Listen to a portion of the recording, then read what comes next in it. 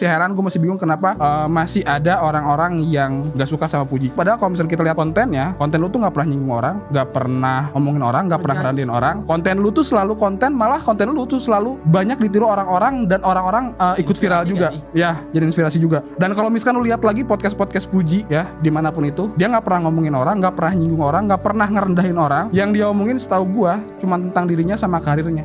Jadi gue masih bingung nih kenapa masih ada aja orang yang gak suka sama Puji. Kalau gue udah 2 kali nih kita ketemu ya, udah 2 kali kita ketemu, dan jujur Puji part pertama sebenarnya gue dan tim keresahan udah nyiapin diri kalau misalkan kemungkinan lu tuh bakal sombong. Dan menurut gue lu sombong tuh wajar karena lu punya 35 juta followers, punya enggak, dan kita udah menyiapkan diri. Taunya pas datang menurut gue lu orang yang paling humble ya, dengan followers lu, dengan lu yang sering viral, lu punya konten yang selalu viral juga. Dan menurut gua kalau misalkan lu nge semua, kalau misalkan kita salaman sama Puji, pasti dia yang pertama membungkukkan badannya. Dan itu salah satu cara ngehormatin orang tuh dengan salaman membungkukkan badannya.